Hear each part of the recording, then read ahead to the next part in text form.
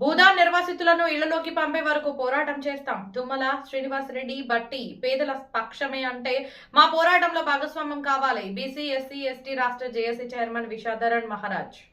ఖమ్మం వెలుగుమట్ల భూదాన్ భూమిలో నిరాశ్రయులైన బాధితులను అంబేద్కర్ భవన్ లో బీసీ ఎస్సీ ఎస్టీ రాష్ట్ర చైర్మన్ విశారదన్ మహారాజు పరామర్శించారు. వెలుగుమట్ల భూదాన్ భూముల్లో ఇల్లు కూల్చబడిన ప్రదేశాన్ని సందర్శించి బాధితులకు న్యాయం జరిగే వరకు అండగా ఉంటామని, మీరు ధైర్యంగా ఉండాలని అన్నారు. బాధితులందరూ సంఘటితంగా ఉండి అన్ని పార్టీలతో ఉమ్మడి కార్యాచరణ కమిటీని వేసి నిర్వాసితులకు వెలుగుమట్లలోనే ఇల్లు కట్టించే వరకు న్యాయపరమైన ప్రజాస్వామ్య పోరాటం కొనసాగిస్తామని పోరాట కమిటీని అన్ని పార్టీలతో ఏర్పాటు చేసి పేదలకు ఇల్లు కట్టించి వారిని ఇళ్లలోకి పంపించేంత వరకు వెనకడుగు వేసేది లేదని బీసీ ఎస్సీ ఎస్టీ రాష్ట్ర చైర్మన్ విశాధరన్ మహారాజ్ తెలియజేశారు.